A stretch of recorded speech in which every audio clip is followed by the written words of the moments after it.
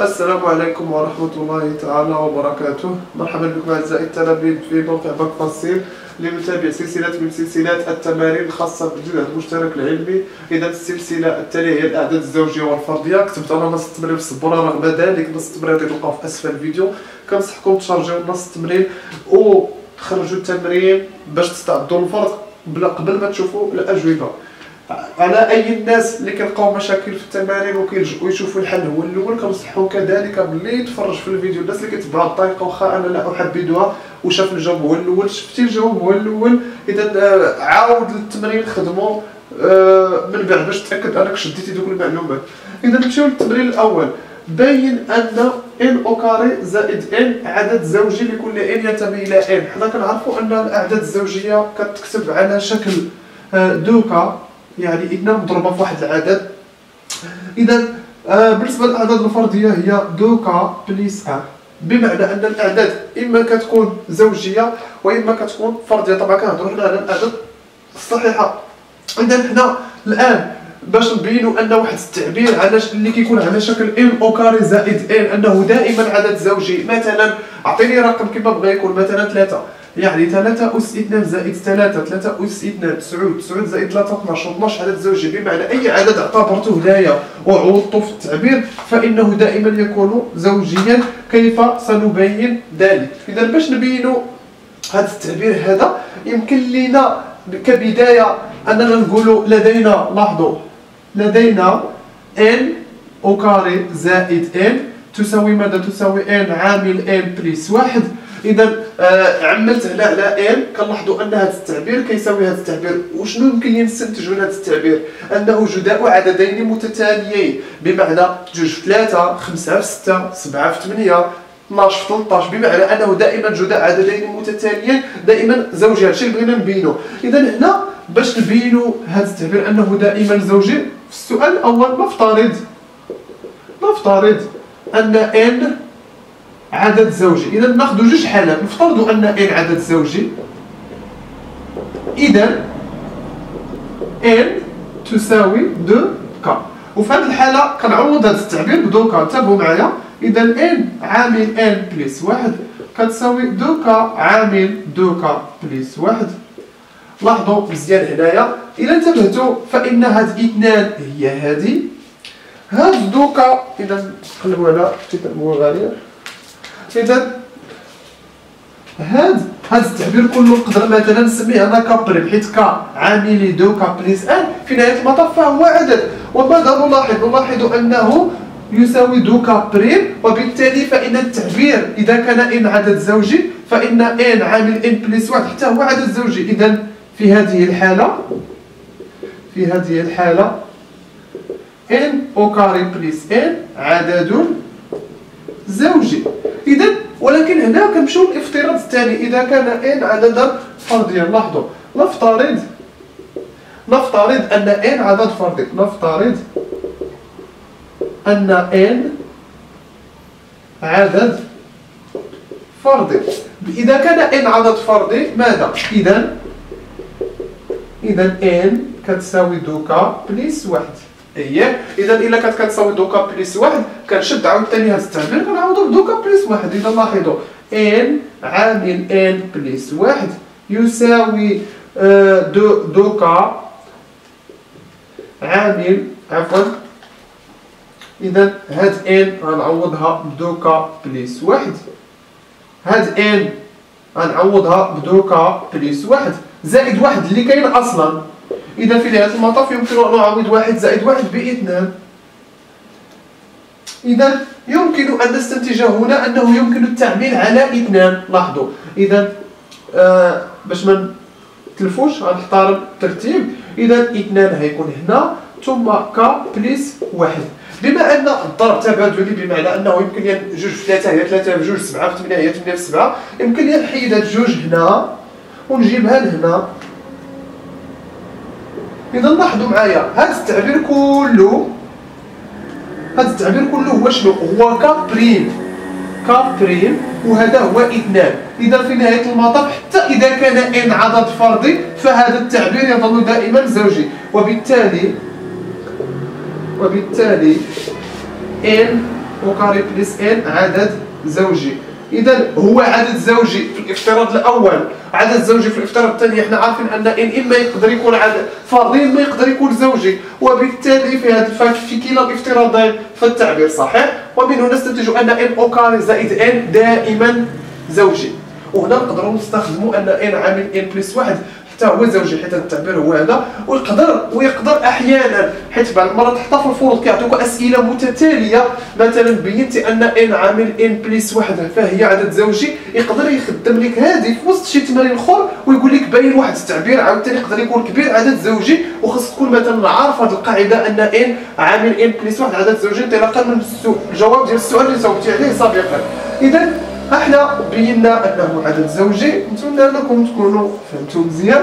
نمشيو للسؤال الموالي. انتبهوا لهذا السؤال الموالي. اذا السؤال الموالي باين اذا كان ان عددا زوجي فان ان اوكاري عدد زوجي. ولاحظوا التمرين التالي كيفاش داير. باين اذا كان ان اوكاري عدد زوجي فان ان عدد زوجي. يقول لك هذا التمرين كي بحال غير هذا قال لك اذا كان ان زوجي بين ان اوكاري زوجي، وهنا العكس اذا كان اوكاري زوجي فان ان عدد زوجي. ولكن لا، حنا خصنا نحترموا السؤال، بمعنى انه الانطلاقه ديالي في هذا التمرين الثاني انه ان عدد زوجي، وخصنا نوصل في نهايه المطاف ان ان اوكاري عدد زوجي. اذا نمشيو في هذا السؤال نشوفوا كيفاش نبينوا، غنشوفوا هذا السؤال كيفاش غادي نبينوا. اذا كان ان عددا زوجيا، بمعنى اذا كان ان عدد زوجي فان ان تساوي دوكا، بمعنى ان كتساوي دوكا. وبالتالي ان اوكاري تساوي دوكا أس 2. إذا دوكا أس 2 هي 4 ك أس 2. إذا لاحظوا هنايا عفوا 4 ك بلا أقواس، إذا أس 2 مشات مع جوج 4، وهنا ك أس 2. لاحظوا مزيان هاد 4 هي 2 في 2 ك أس 2. في نهاية المطاف ماذا لاحظتوا أنني هذا التعبير هو 2 مضروب في واحد التعبير اخر سميه مثلا كابريم ولا بي بريم. هذا ما خدمت بكابريم في السؤال الاول، وهذا نفس التمرين نسميه مثلا شي حاجه اخرى نسميه بي بريم. اذا لاحظوا 2 في بي بريم. وبما انه وصلت في الاخر جوج في واحد العدد كيكون، اذا هنايا نستنتج ماذا؟ نستنتج انه ان اوكاري دائما عدد زوجي اذا كان ان عددا زوجيا. مزيان. اذا هذا السؤال. اذا شوفوا السؤال التمرين التالي كيفاش داير، لانه ماشي بحال التمرين اللي فات.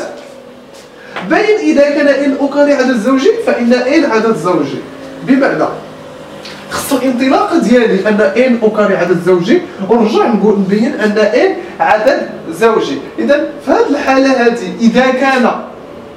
اذا كان ان اوكاري عدد زوجي ما مخرجاليش واحد الطريقه. الاكيد فيكم شحال من واحد غيفكر غيقول نضع ان اوكاري تساوي دوكا، وبالتالي بغيت ندوز الان. اذا ان كتساوي غاسين دوكا. ايوا راه ها انت وصلتي لهنا. او عاوتاني ان يساوي ناقص دوكا، ولكن حنا خدامين في الاعداد الصحيحه طبيعيه، اذا ما غاديش نعتبروا الجانب السليم. ولكن ها انت وصلتي لهنا ما مخرجكش الحساب ياك كيفاش غادي نوصلوا انه في نهايه المطاف بغيت انا واحد التعبير ديال 2 مضروب في واحد العدد. اذا بهذه الطريقه ما خداماش. الشيء اللي كيبين لي ان هذا السيستيم اللي مشيت فيه في السؤال الثاني ماشي هو السيستيم اللي غادي نمشي به في هذا السؤال. اذا اشنو غادي ندير هنايا؟ غنديروا واحد البرهان. غادي تشوفوا مازال هذا الشيء في الدروس ان شاء الله ديال اولى بكالوريا ديال المنطق.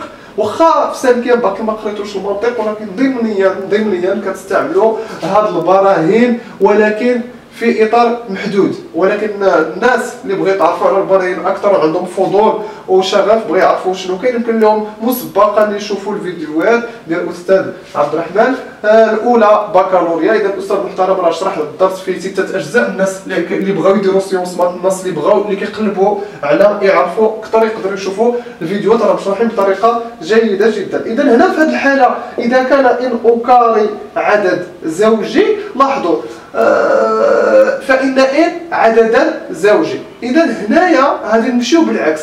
نفترض غادي نديرو واحد الافتراض. نفترض العكس. نفترض أن n عدد فردي. حنا نشوفوا اذا كان هذا عدد فردي. نفترض ان n عدد فردي، اي ان n تساوي ماذا؟ 2k بلس 1.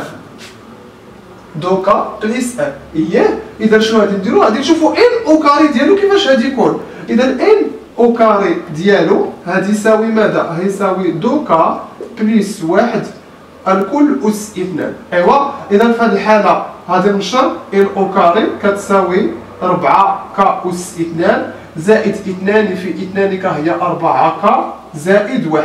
لاحظوا هنا يمكن لي نعمل ب 2k أس 2 زائد 2k زائد 1. لاحظوا انني في نهايه المطاف وصلت لواحد التعبير ديال 2 مضروبه في واحد مثلا بي سكوند زائد 1. واش هو هذا التعبير ديال اش اعزائي التلاميذ؟ التعبير ديال عدد فردي، اي ان في هذه الحاله اي ان ان او كاري عدد فردي، وهذا طبعا غير مقبول مخالف للواقع. ان اس 2 في نهايه المطاف يطلع لي عدد فردي، عدد ان اس 2 يطلع لي عدد فردي مخالف. هذا مخالف، هذا مخالف، وبالتالي نستنتج عكسيا اي ضمنيا ان ان مفروض عليه يكون عدد زوجي، ان ان مفروض عليه يكون عدد زوجي، وبالتالي ان ان عدد زوجي. واش مفهوم؟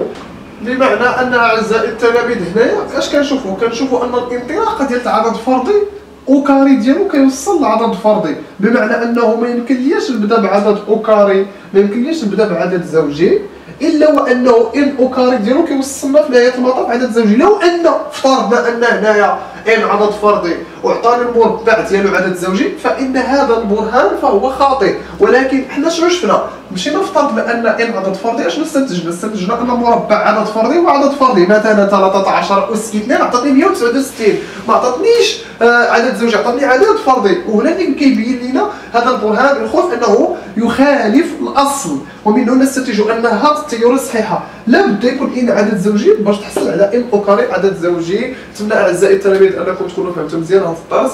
دمتم اوفياء. السلام عليكم ورحمه الله تعالى وبركاته.